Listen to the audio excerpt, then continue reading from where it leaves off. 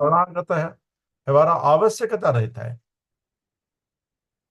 ଆସୁରୀ ଗୁଣ ସମ୍ପନ୍ନ ଇଏ ଅତି ସହଜରେ ପ୍ରାପ୍ତ ହେଇଥାଏ, କିନ୍ତୁ ମଣିଷକୁ ପତିତ କରିଦେଇଥାଏ।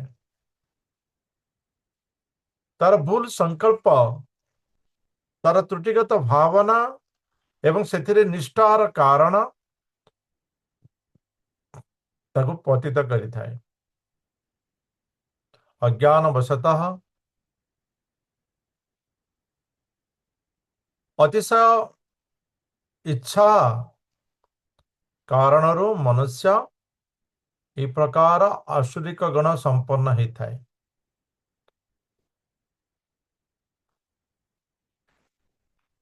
ତ ଆମେ ଗତକାଲି ଏହା ନିଶ୍ଚିତ ଥିଲେ ଯେ दैवी गुण संपन्न व्यक्ति शास्त्र वेदर अध्ययन तत्सहित तत्सलग्न नियम को पालन करिथाए। तत्सलग्न प्रयास मध्य करिथाए एवं ताहा श्रद्धार जाता है। श्रद्धार प्रयास, प्रयासर नियम पालन, पालनर अध्ययन ज्ञान वृद्धि। दैवी गुण संपन्न व्यक्ति से यह को पालन करिथाए, किंतु आसुरी गुण संपन्न व्यक्ति ताहार शास्त्र श्रद्धा ही न थाए एवं प्रयास तो दूरर विषय अटे। तो शास्त्र प्रति जहार श्रद्धा रही से हला दैवी गुण संपन्न एवं शास्त्र श्रद्धा नथिबा ये हला आश्री गुण संपन्न व्यक्ति अटंते। भगवान कहते यस अस्त्र विधि मुसृज्य वर्तते कामकारतः न ससिद्धि मवाप्नोति न सुखं न परांगति। जो माने निजर इच्छा अनुसारे निजर कामना अनुसारे कर्म करिथांती, शास्त्र निर्देश को अवज्ञा करिथांती, पालन करि नथांती, सेमाने जीवन रे कौनसी सिद्धि प्राप्त करि पारंते नहीं। कौनसी सिद्धि प्राप्त करि पारंते नहीं माने जीवन रे कौनसी कर्म रे सेमाने चरम लक्ष्य को पहुंची पारंते नहीं। सिद्धि प्राप्त करिवा बा लक्ष्य रे पहुंचीवा सेमाने सुख भी प्राप्त करते नहीं। सेमानकर कार्य अधूरा ही रहता है, सदाबेले अधूरा कार्य रहता है। तेणु सेमाने सुख भी प्राप्त करते नहीं। ना सिद्धि ना सुख ना लक्ष्य सेमाने प्राप्त करिथांती। तो कहवा को गले वैदिक शास्त्र को जो माने पालन करती सेमाननको कहा जाए श्रद्धालु एवं सेमाने हेउचंती दैवी गुण संपन्न। एवं जो माने पालन न करती सेमाननको कहा जाए अश्रद्धालु एवं सेमाने हेउचंती आसुरिक गुण संपन्न। सेमाने हेउचंती आसुरिक गुण संपन्न। तो अर्जुनंकर वर्तमान प्रश्न या आसुची जे हे कृष्ण जो माने शास्त्र निर्देश को अवज्ञा करिथांती, उपेक्षा करिथांती, किंतु श्रद्धा भाव रे विभिन्न देव देवी इत्यादि इत्यादिंकर पूजा करिथांती, जे शास्त्र विधि मुसृज्य यजन्ते श्रद्धान्विता तेषां निष्ठा तो का कृष्ण सत्तमाहो रजस्तमः। तो सेमानंकर जो निष्ठा ता सात्विकी ना राजसी न तामसी। तेषां निष्ठा तो का कृष्ण सत्तमाह रजस्तमः। वास्तव में दैवी गुण संपन्न मनुष्य ये आचरण एवं विचार रे भाव रे सात्विक ही था, किंतु राजसिक एवं तामसिक व्यक्ति से आचरण विचार भाव रे राजसिक एवं तामसिक है। तेणु मनुष्यर निष्ठा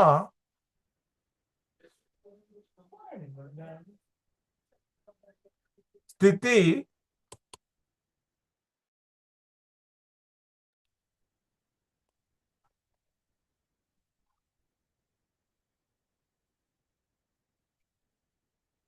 ये तार विचार परिवर्तन होता है।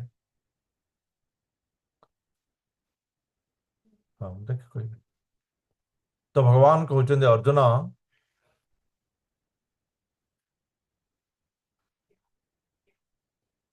त्रिविधा भवति श्रद्धा देहिनां सा स्वभावजा सात्विकी राजसी चैव तामसी चेतितां शृणु। एटा में देखि परिबा जे अर्जुन कहउचंती तेसांग निष्ठा तुका कृष्ण, सेमानंकर जो निष्ठा रहता है विभिन्न देवा देवी इत्यादि पूजारे से निष्ठा क्यों गुण जनित होता है। भगवान कहउचंती अर्जुन जो निष्ठा तुम्हें कहल जे श्रद्धारु जात हिता है समाने श्रद्धान्वित श्रद्धार सहित करिथांती। श्रद्धा और निष्ठा ये उभय श्रद्धारु माने निष्ठा श्रद्धारु जागृत होता है। सेमानंकर निष्ठा श्रद्धारु जागृत होता है। एवं श्रद्धा कौन हे अर्जुन वास्तव में मनुष्यर स्वभाव भितरे श्रद्धा जागृत होता है। स्वभाव भितरे श्रद्धा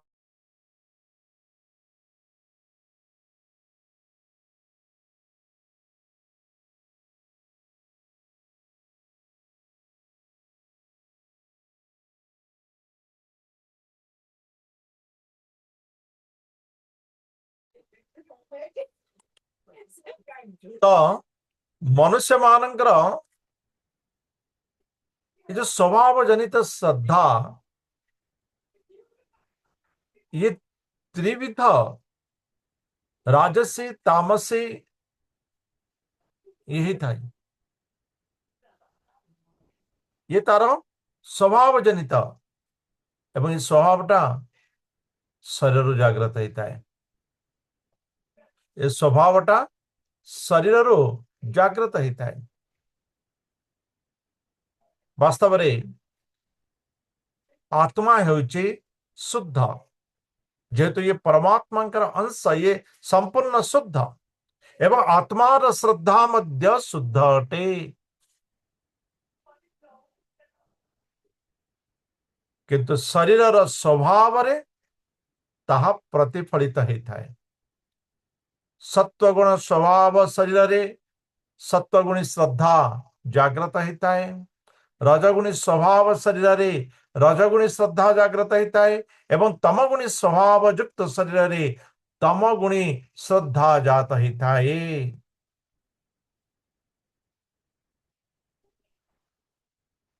अर्थात शास्त्रानुसारे शास्त्रानुराग शास्त्र प्रति आग्रह शास्त्र जानिवार इच्छा उत्कंठा मनुष्य को सत्वगुणी श्रद्धा जागृत कराई था। एवं जेतेबेले मनुष्य शास्त्र विमुखता सेतेबेले ता भितरे रजगुणी तमगुणी स्वभाव जाग्रत एवं ताहार श्रद्धा मध्य रजगुणी तमगुणी युक्त होता है। वास्तव में श्रद्धा समस्त हृदय रे थाए। श्रद्धा समस्त हृदय रे थाए। तो वास्तविक श्रद्धा, सात्विक श्रद्धा मनुष्य को शास्त्र विहित कर्म करिवारे साहाय्य करिथाए, जहा कि दैवी गुण संपन्न कराई थाए। तबरे भगवान कहते अर्जुन यजन्ते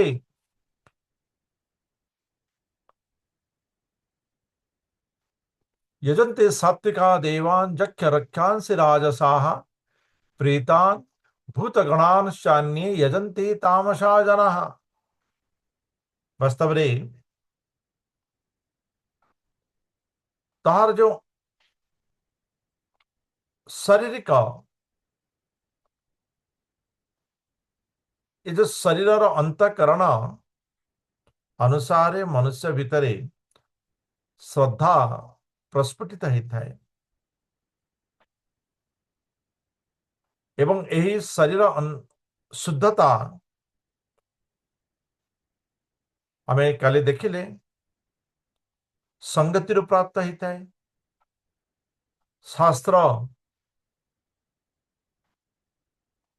पठन स्वाध्याय प्राप्त होता है, विचारधारा उत्तम विचार उत्तम विचार बा उत्तम परिवेश उत्तम विचारधारा जात करिता है। तेणु मनुष्य ये जो सात्विकता बा दैवी गुण बा तामसिक गुण ये संगति शास्त्र पठन एवं उत्तम विचार उत्तम परिवेश प्राप्त करिता है। तेणु मनुष्य जो मैंने सात्विक इच्छाधारी सेमानंकर संगति सेमानंकर स्वाध्याय सेमानंकर विचारधारा सेमानंकर परिवेश ये निश्चित रूपे अन्य ठारो भिन्न होइथाए, अन्य ठारो भिन्न होइथाए।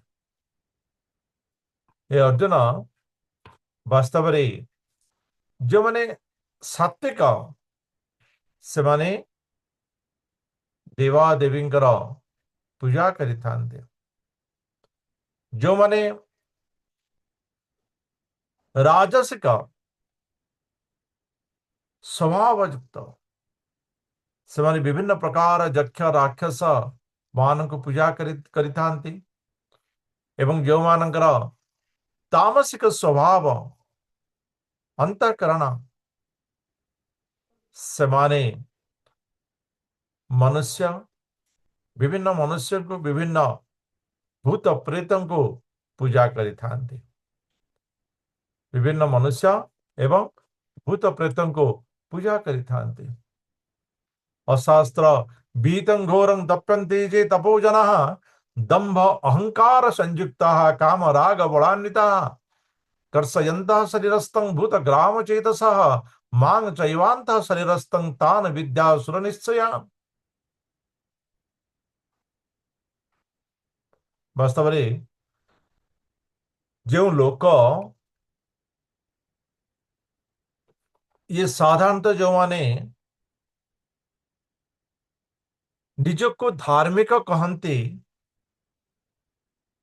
किंतु बहुत दिन धर्म करला पर मध्य अनुभव भगवान के प्रति श्रद्धा प्रेम प्रस्फुटित ही न थाए से मने आपको भल भाव जानिबा दरकार। जो लोक शास्त्र विधि विहीन अर्थात शास्त्र विधि न मानी घोर तपस्या करते, जो माने दंभ एवं अहंकार, दंभ जहा माने नाही ताको प्रतिपादन करबा पई, अर्थात भितरे श्रद्धा नथिबो किंतु अन्य मानको देखैबा पई तपस्वी भावरे बा घोर तपस्यार रचना रटना करिवा, अहंकार भावरे मु भी करि पारबी, से जदि करि पारुछि मु मध्य काई करि पारबी नाही, बा भोग्य पदार्थ आसक्ति किछि प्राप्त करिवार इच्छा रे तपस्या करिवा, बा अन्य को ईर्षा हिंसा करी जो तपस्या करा जाय थाए, ए तपस्या वास्तव रे शरीरर जो पंचभूत रही, शरीर जो पंचभूत द्वारा जो शरीर तैयारी हेछि, से माने ए शरीर पंचभूत को कष्ट प्रदान करिथांती, एवं इस पंचभूत शरीर रे विराजित परमात्मा को कष्ट देथांती।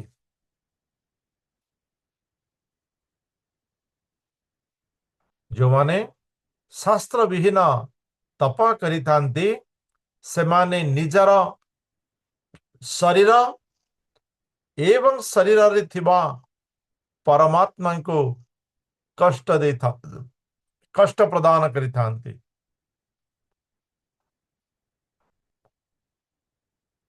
यही प्रकार अज्ञान, एमाने होचंती अज्ञान, यही प्रकार अज्ञान मानंको वास्तव रे आसुरी संपद बोली जानिवा दरकार। एमानंकर निष्ठा आसुरी संपद युक्त अटे, एमानंकर निष्ठा आसुरी संपद युक्त अटे।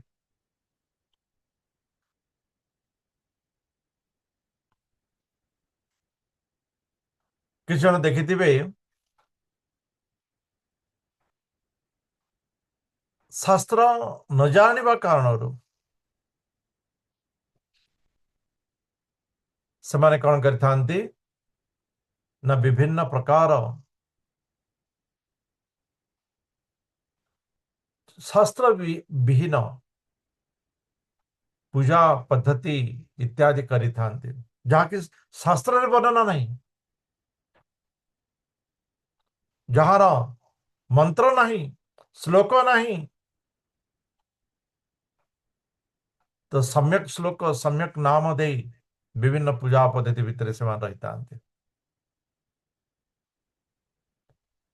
तो अर्जुन कहते जदि ए तपस्या मध्य जदि मनुष्यर अंतःकरण श्रद्धा अनुसार विभक्त हो जाए तेबे प्रकृति आउ किछि रही जहाँकि ए तीन गुण द्वारा प्रभावित नुहे। भगवान कहते अर्जुन व्यावहारिक रूप से यज्ञ दान तपस्या भोजन इत्यादि सब किछि ए तीन गुण द्वारा प्रभावित होता है। सत्व रज तम गुण द्वारा प्रभावित होता है। मनुष्यर अंतःकरण श्रद्धा ए तीन गुण को प्रभावित करिता है। अंतःकरण श्रद्धा ताको शुद्धता करिवार आवश्यकता आमे अध्याय जानिबा। यदि अंतःकरण यदि शुद्ध नहीं तेबे ताहार श्रद्धा मध्य विभाजित हो जाता है। भोजन यज्ञ दान तपस्या, तो वर्तमान भगवान भोजन विषय कहवाक जाउछन्ति। हे अर्जुन वास्तव रे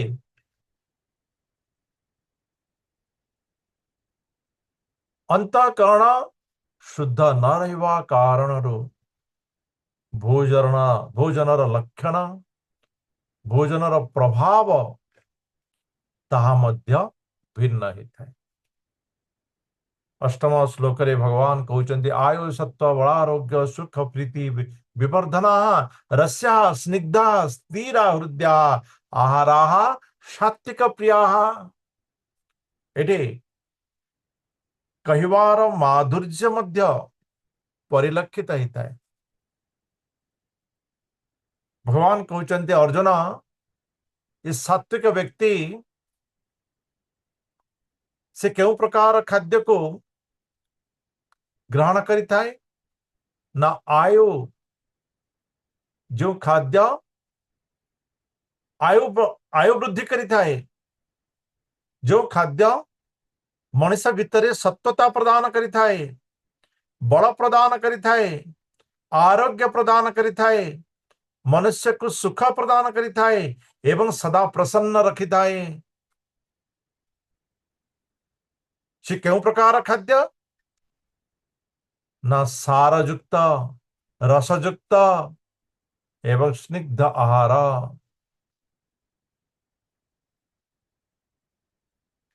आयु प्रदान करुथिबा खाद्य कौन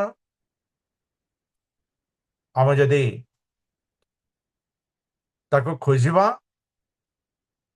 तेबे स्वास्थ्यगत शास्त्र जहां आम रही आयुर्वेदिक से प्राप्त करि परिबा। आयुयुक्त खाद्य कौन क्यों खाद्य आमको बल प्रदान करिथाए क्यों खाद्य आमको आरोग्य प्रदान करिथाए क्यों खाद्य आमको सुख प्रदान करिथाए एवं प्रसन्नता प्रदान करिथाए। ये खाद्यर परिणाम उपरे परिमाण उपरे खाद्यर परिमाण उपरे मध्य निर्भर करिथाए। सात्विक व्यक्ति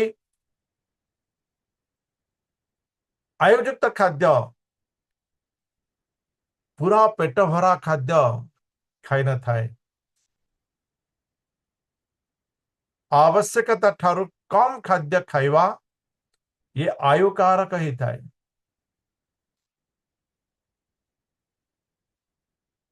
एवं सत्वगुणी खाद्य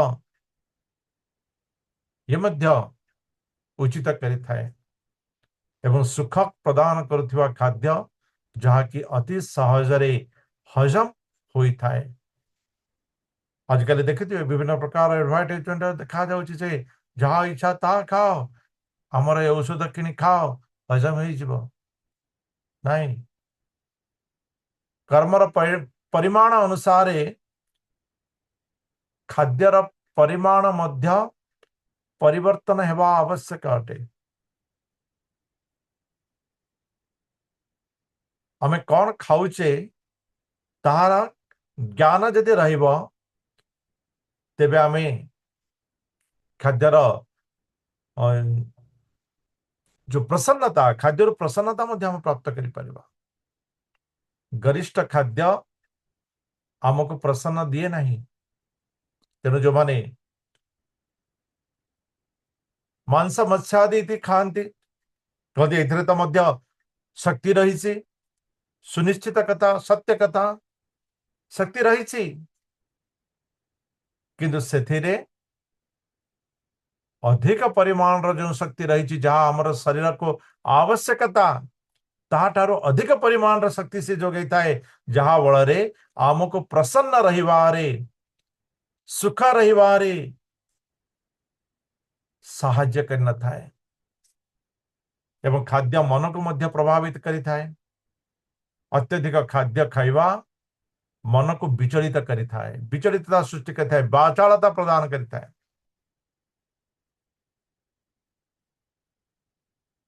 एवं आमिष भोजन मनुष्य को विभिन्न प्रकार वाचालता प्रदान करि थाए।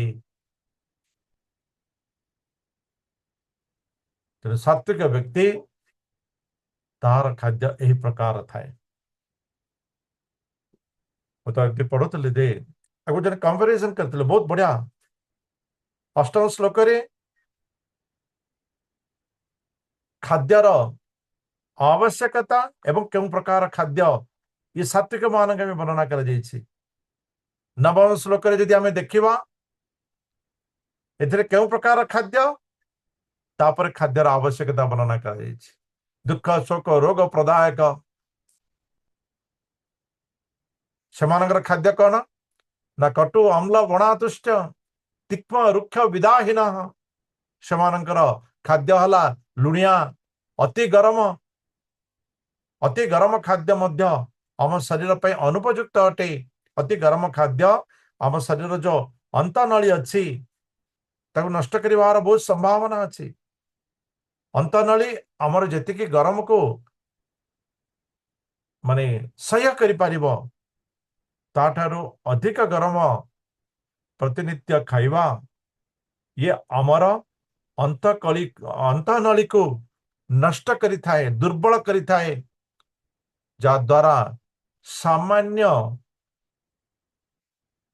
खाद्यर एपट सेपट मध्य आमको विचलित करि थाए। उदाहरण स्वरूप नवा जदि जो माने अत्यधिक गरम चा पियंती अत्यधिक गरम ये राजसिक खाद्य एवं स्वास्थ्य हानिर मुख्य कारण भी ही थाए। अत्यधिक लुणिया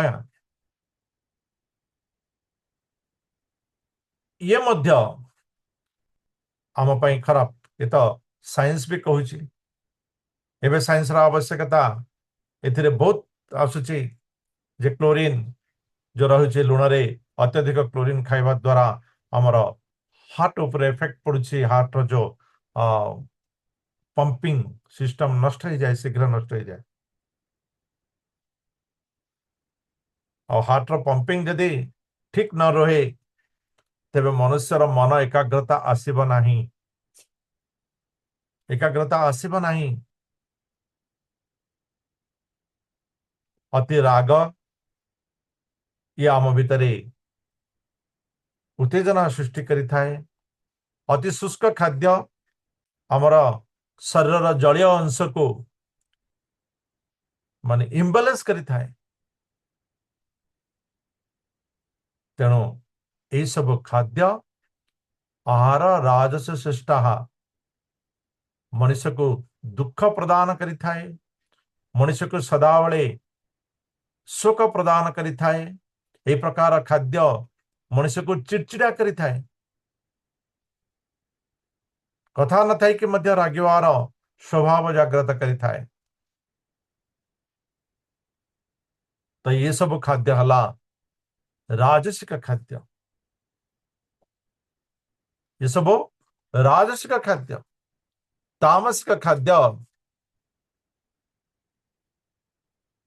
सात्विक व्यक्ति प्रथमे स्वास्थ्य से अनुसार खाद्य देखी थाए। राजसिक व्यक्ति खाद्य तापर स्वास्थ्य को देखी थाए। तामसिक व्यक्ति ना स्वास्थ्य देखे ना खाद्य को देखे। अज्ञान युक्त तार कर्म जात जामंगतर संपूति परियोषितं चजत उच्छिष्टम अपिचामेध्यं भोजनं तामस प्रियम। रस विहीन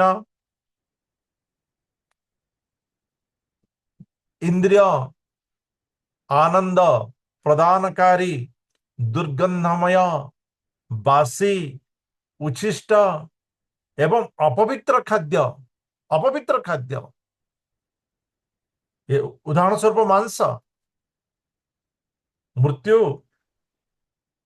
कहवा गले शव से पशु हो मनुष्य हो आम तार पाखक जाऊना स्नान इत्यादि शोधदा आम सब करता किंतु सही मृत शरीर को भोजन करवा ये अपवित्र खाद्य अटे। ये तामसिक खाद्य अटे। तेणु सत्व रज तम एमानंकर खाद्य रे भिन्नता रही। यज्ञ मनुष्यर कर्तव्य निष्ठा को प्रतिपादित करिथाए। ताहा मध्य तीन भाग रे श्रद्धा अनुसार विभक्त अटे। सात्विक व्यक्ति शास्त्र निर्देश रे यज्ञ करिथाए।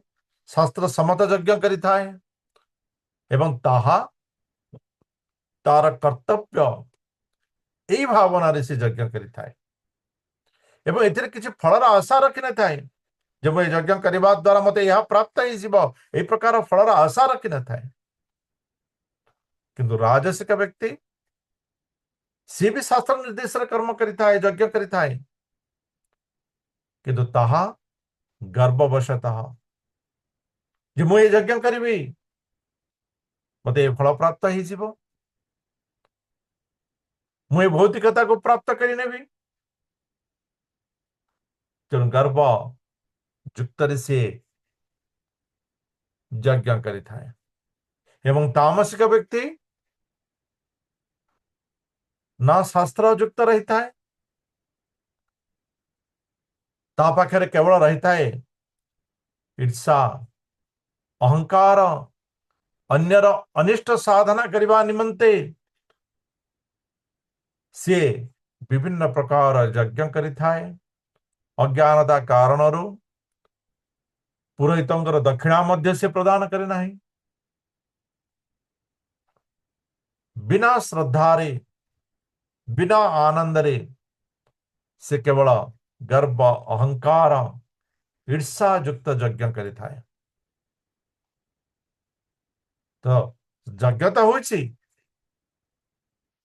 କିନ୍ତୁ ଯଜ୍ଞରେ ବିଭେଦ ପ୍ରଭେଦ ये अंतर्निहित श्रद्धा अनुसारे प्रतिफलित होता है। अर्जुन, भोजन यज्ञ कथा कहली, तपस्या मध्य अंतर्निहित शक्ति अनुसारे प्रभेद होता है।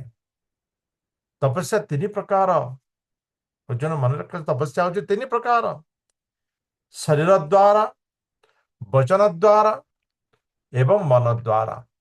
ए प्रकार तपस्या करा जाता है। शरीर द्वारा जो तपस्या करा जाता है, देवद्विज गुरु प्राज्ञ पूजनं शौचमार्जवम ब्रह्मचर्यम अहिंसां च शारीरं तपोच्यते। शारीरिक तपस्या रे त्याग हेउछि मुख्य। शारीरिक तपस्या तीनोटी विषय को नहीं कहा जाइछि। देवता, ब्राह्मण, गुरुजन एवं जीवन मुक्त महापुरुष जे कि मन शरीर को संपूर्ण रूपे मुक्त करि पारिछि, आत्मा स्थिर हो पारिछि, से प्रकार महापुरुषंकर यथायोग्य पूजा करिवा। द्वितीय कथा हला शुद्धता रक्षा करिवा, तृतीय कथा हला सरलता रक्षा करिवा, चतुर्थ कथा हला ब्रह्मचर्य पालन करिवा एवं पंचम हला हिंसा न करिवा। पूजा करिवा, शुद्धता रक्षा करिवा, सरलता रक्षा करिवा, ब्रह्मचर्य रक्षा करिवा एवं हिंसा न करिवा, ए पांचटी विषय हेउछि शारीरिक तपस्या। पूजा करिवा पाई अहंकार त्याग यह आवश्यक अटे। अहंकार व्यक्ति देवता, ब्राह्मण, गुरुजन किंवा आत्मनिष्ठ विज्ञ व्यक्तिंकर पूजा करि परिबो नहीं। अहंकार युक्त व्यक्ति आलस्य प्रमाद त्याग न करि पारुथिया व्यक्ति शुद्धता आचरण करि परिबो नहीं, शुद्ध रही परिबो नहीं। अभिमान को त्याग न करि पारुथिया व्यक्ति सरल होई परिबो नहीं एवं इंद्रिय सुख को त्याग न करि पारुथिया व्यक्ति ब्रह्मचर्य रक्षा करि परिबो नहीं। अहिंसा पालन करिवा व्यक्ति वास्तव रे निजर सुख को बलिदान देता है। निजर सुख को प्राप्त करिबा ही तो मनुष्य हिंसा करता है ना। निज सुख आंच आसिले मनुष्य भीतर हिंसा जागृत होता है।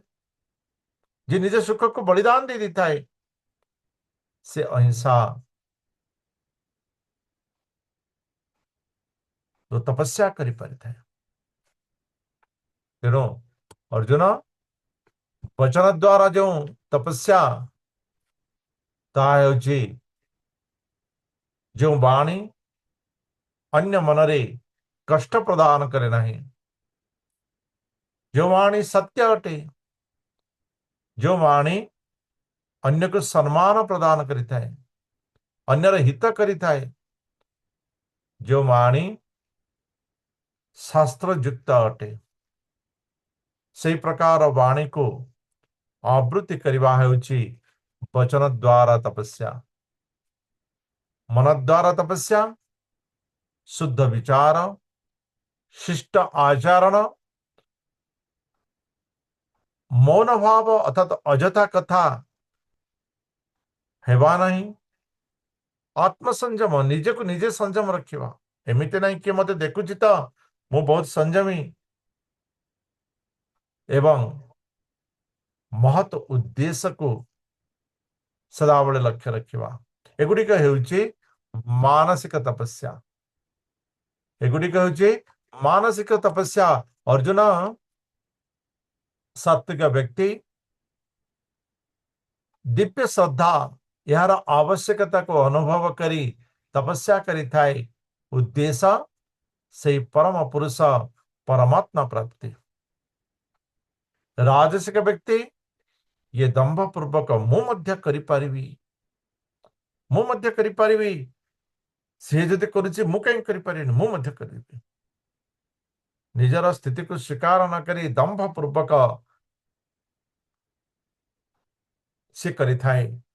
केउंथि पई ना अन्य माने कहबा वाह ये मध्य राजसिक थिला किंतु पूरा सात्विक आचरण करूची, वाह बहुत बढ़िया बहुत बढ़िया। तो सम्मान सत्कार आशा रखी से करि थाए, किंतु यह स्थायी हुए नहीं, यह स्थायी हुए नहीं। तामसिक व्यक्ति मूर्खतावशतः तपस्या किसी जानी न था, अन्यठू देखी से भी बसी पड़ा ये भी बसी पड़ना, अन्य कौन चिंता करुच्ची आ भितर जना नहीं, ये चिंता करुच्ची प्रभु ये मत एमती कहीं कहला, भगवान अच्छा तेरे ता कथा ताको बुझेनि कि तार अनिष्ट करेनि कि, तो अन्यर हानि चिंता करि थाए। ता भीतर थिबा भगवान कहते अरे सी भी तो मोर संतान, वास्तव में भूल कौन ठीक कौन तू भी तो जानिनु, ताको दोषी करुचु, निजर दोष को तू स्वीकार कर पारन, निजर दोष को देखी पारन अज्ञान तो निज भितर थिबा परमात्मा कष्ट प्राप्त करिथांते। अर्जुन दान मध्य श्रद्धा अनुसार विभाजित होता है। सात्विक व्यक्ति दान करिवा ये कर्तव्य से कर्तव्य भावना से दान करिथा है। सात्विक व्यक्ति कर्तव्य भावना रे दान करिथा है एवं से किसी प्रत्युपकार आशा रखी न था। पवित्र उचित योग्य व्यक्ति को दान करिथा है,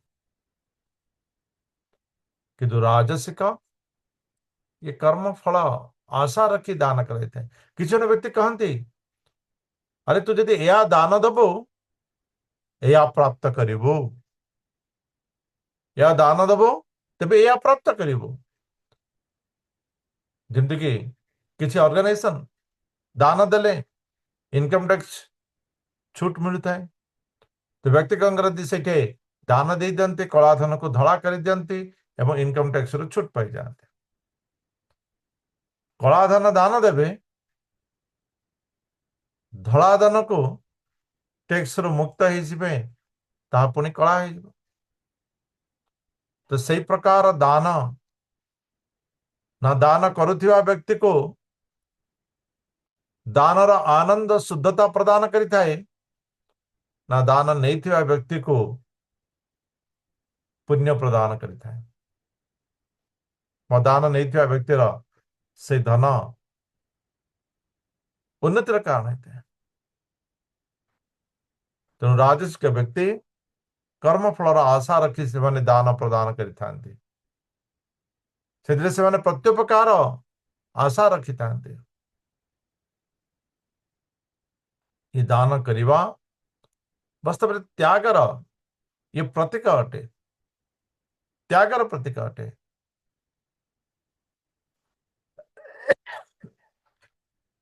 ତାମସିକ ବ୍ୟକ୍ତି ସେମାନେ ଅପବିତ୍ର ଭାବନାରେ, ଅନୁଚିତ ସ୍ଥାନରେ ଅଯୋଗ୍ୟ ବ୍ୟକ୍ତିକୁ ସେମାନେ କଣ କରିଥାନ୍ତି? ଅନାଦର କରି। ଦେଖିବେ କିଛି ଜଣ ବ୍ୟକ୍ତି ଅଛନ୍ତି କାରରେ ବସି କୋଡ଼ିଏ ଟଙ୍କା, 2 ଟଙ୍କା, 5 ଟଙ୍କା, 10 ଟଙ୍କା କି 15 ଟଙ୍କା ଏମିତି କାହାକୁ ଫିଙ୍ଗୁଥିବେ, ତାକୁ ଦାନ ଦଉଛନ୍ତି ଏବଂ ତା ଦବାର ଫଟୋ ଫଟୋ ଚାରିଆଡେ ବାହାରିବ, ଦାନ ଦେଲେ ଦାନ ଦେଲେ। ତ এই ପ୍ରକାର ଇଏ ଅପବିତ୍ର ଚିନ୍ତନ ଅଟେ। ଅପବିତ୍ର ଚିନ୍ତନ ଅଟେ। ଦାନ ଦବା ସମୟରେ ଭାବନା ରହିବା ଦରକାର ଯେ ଯାହା ମୁଁ ଦେଉଛି,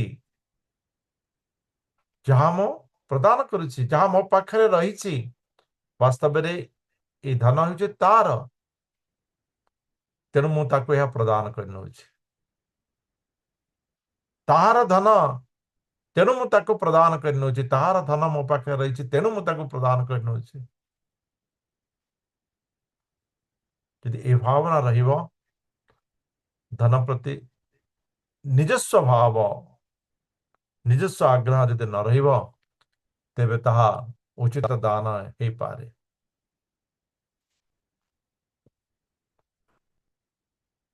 ଦାନ ବାସ୍ତବରେ କଳି ଯୁଗରେ ଦାନ ଇଏ ମଣିଷକୁ ଅତି ପୁଣ୍ୟ ପ୍ରଦାନ କରିଥାଏ। ଦାନम ଏକମ୍ କଳौ ଯୁଗେ। ମନୁସ୍ମୃତି କହନ୍ତି ଯେ ଦାନ ହେଉଛି କଳିଯୁଗରେ ମୁଖ୍ୟ ଅଟେ। ବିଭିନ୍ନ ପ୍ରକାର ପୁରାଣରେ ମଧ୍ୟ ଦାନର ମହିମା କୁହାଯାଇଛି। ଏହି ପ୍ରକାର କି ମନୁଷ୍ୟ ଯଦି ଅଜ୍ଞାତ ବଶତଃ ମଧ୍ୟ ଯଦି କିଛି ଦାନ କରିଦେଇଥାଏ, ତାହାର ମଧ୍ୟ ଫଳ ପ୍ରାପ୍ତ କରିଥାଏ। ଏବଂ ଜ୍ଞାନ ବଶତଃ ଦାନ କରିବା ତ ଇଏ ବହୁତ ଉତ୍ତମ ଫଳ ପ୍ରାପ୍ତ କରିଥାଏ।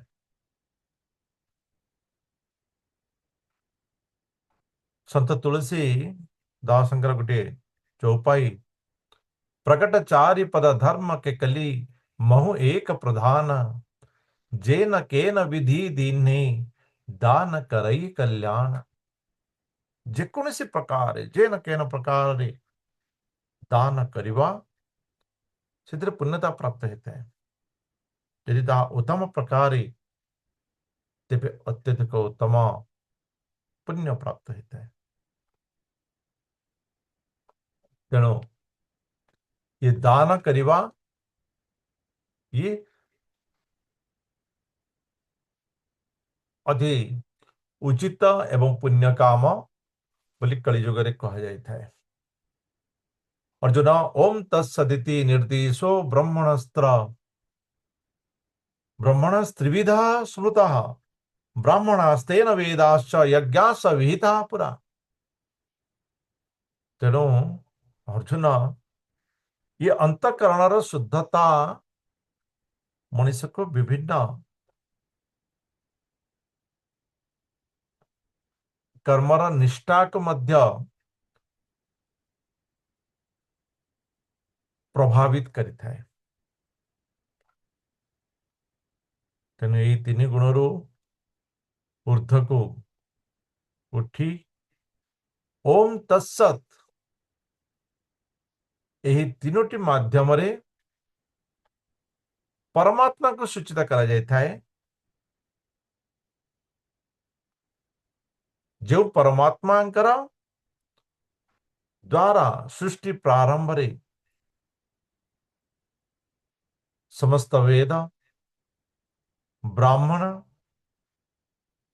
एवं यज्ञ सृष्टि ହେଇଛି।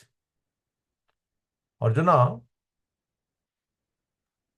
ମୁଁ ତୁମକୁ ଏଥିରୁ ବାହାରକୁ ବାହାରିବା ଏ ଅନ୍ତଃକରଣ ଶୁଦ୍ଧିରୁ ଏ ଅନ୍ତଃକରଣର ଭାବନାରୁ ବାହାରକୁ ବାହାରିବାର ବିଷୟ ବିଧି କହୁଛି ଯେ अर्जुन ये जो ओम तत्सत ये तीनोटी परमात्मांकर परमात्मा को सूचित करिଥାଏ परमात्मा को निर्देशित करिଥାଏ। जो परमात्मा सृष्टिर आरंभରୁ वेद ब्राह्मण एवं यज्ञ सृष्टि करिसंती। तेणु हे अर्जुन तस्मादोमि त्युप तस्मात् ओम इति उदाहृत्य यज्ञ दान तपः क्रिया प्रवर्तन्ते विधानोक्ताः सततं ब्रह्मवादिनाम्।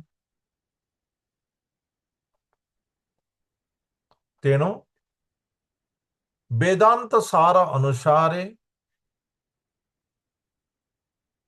मनुष्य शास्त्र विधि नियम अनुसारे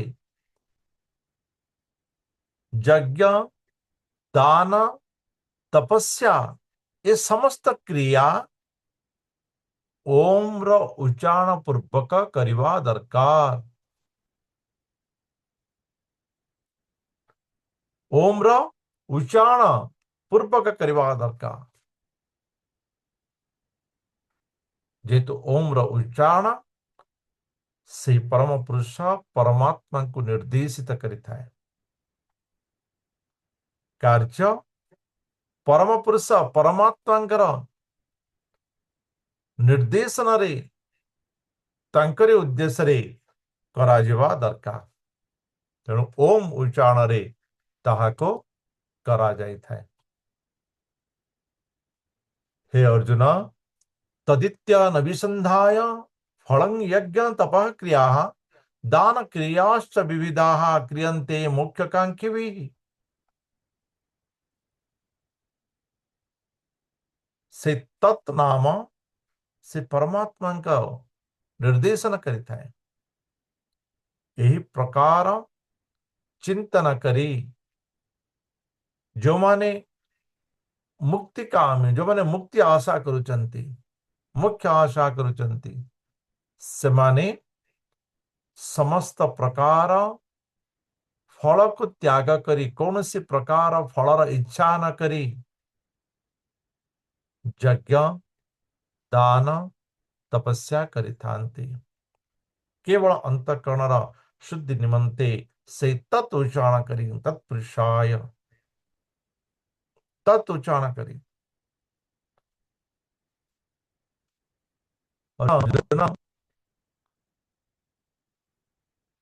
सद्भावे साधुभावे च सदित्येतत् प्रयुज्यते प्रशस्ते कर्मणि तथा स्वच्छदाः पार्थ युज्यते। परमात्मा सत नामटा ओम विषय सुनले तत् विषय सुनले ये जो परमात्मा जो सत नामटा ये प्रत्येक श्रेष्ठ स्थान रे याको व्यवहार कर जाता है। ये सत शब्द व्यवहार जमती हमें कहते जे सद्गुण सद्गुण माने जो गुण परम तत्व परमात्मा संतुष्टि निमंते ही थाए। परमात्मा परम तत्व संतुष्टि निमंते ताला सद्गुण सत्कर्म आम कह दो जो भल काम कला ताकू सत्कर्म भल काम माने जो कर्म सत प्रति निर्देश करिथाए परमात्मा के प्रति निर्देश करिथाए परमात्मा प्राप्ति रे निर्देशित होता है ता होची सत्कर्म। ତେଣୁ ସତ୍ ବାସ୍ତବରେ ଏ ସଂସାରରେ ଦୃଷ୍ଟିଗୋଚର ନଥିବା ସେଇ ପରମାତ୍ମାଙ୍କର ଅସ୍ତିତ୍ୱକୁ ପ୍ରତିପାଦିତ କରିଥାଏ। ବାସ୍ତବରେ ଏ ସଂସାରର ଅସ୍ତିତ୍ୱ ପରମାତ୍ମାଙ୍କର ପ୍ରତିପାଦନ କାରଣରୁ ତେଣୁ ପରମାତ୍ମାଙ୍କ ପ୍ରତି ନିର୍ଦ୍ଦେଶିତ ସେଇ ସତ୍ଯୁକ୍ତ କର୍ମ କରିବା ଉଚିତ। ଯଜ୍ଞେ ତପସି ଦାନେ च स्थितिः सदिति च उच्यते कर्म चैव तदर्थीयं सदित्ये विधीयते।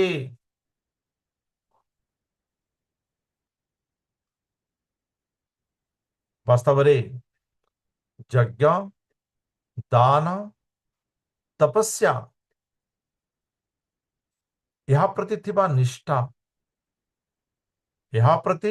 ଥିବା ନିଷ୍ଠା ଆମେ ପ୍ରଥମରେ ଶୁଣିଲେ ନିଷ୍ଠା ନଥାଇ ଆସୁରିକ ବ୍ୟକ୍ତି ଏହାକୁ କରିଥାନ୍ତି, କିନ୍ତୁ ଏହା ପ୍ରତି ଥିବା ନିଷ୍ଠା ଏ ଭଗବାନଙ୍କର ଉଦ୍ଦେଶ୍ୟରେ ସେଇ ପରମ ତତ୍ତ୍ୱ ପରମାତ୍ମାଙ୍କର ଉଦ୍ଦେଶ୍ୟରେ କରାଯାଇଥାଏ, ତାକୁ ସତ୍ କୁହାଯାଏ। परमात्मा निमंते संपादित कर्म को सत्कर्म कहा जाता है।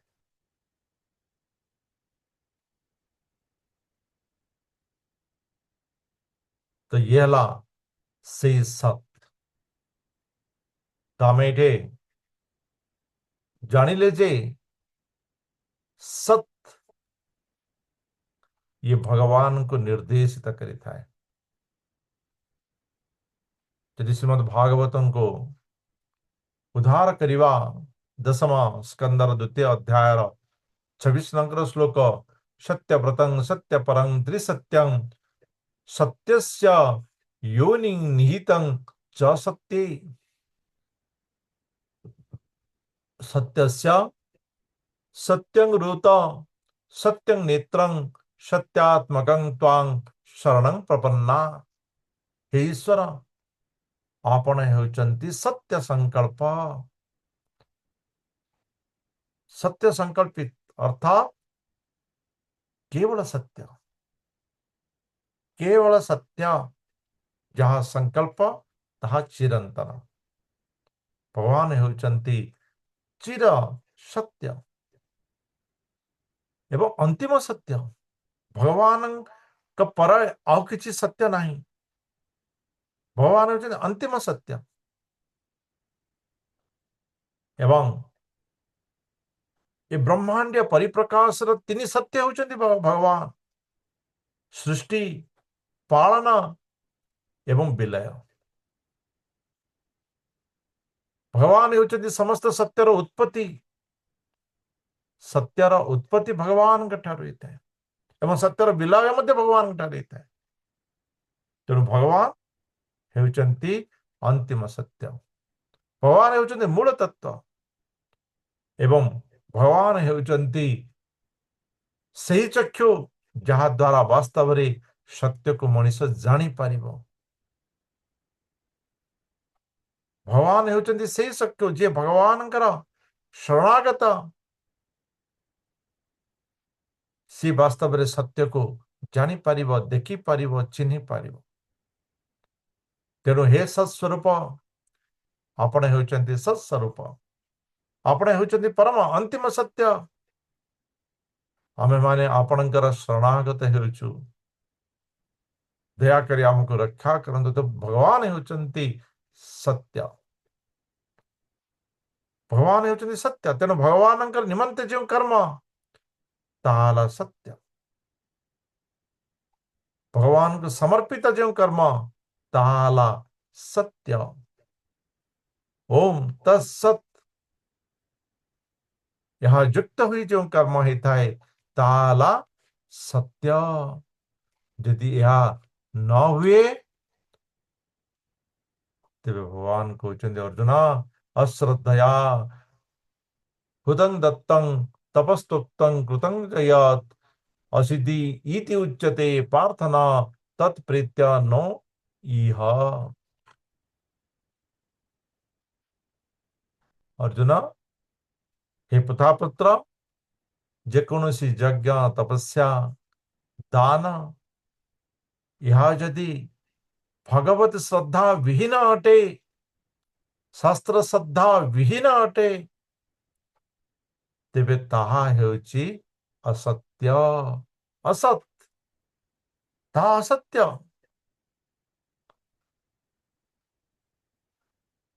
एवं यही प्रकार यज्ञ दान तपस्या असत यज्ञ दान तपस्या असत्य यज्ञ दान तपस्या शास्त्र विहीन यज्ञ दान तपस्या परमात्मा श्रद्धा विहीन यज्ञ दान तपस्या ये मनुष्य को इहलोक एवं परलोक रे मध्य नष्ट करिथाए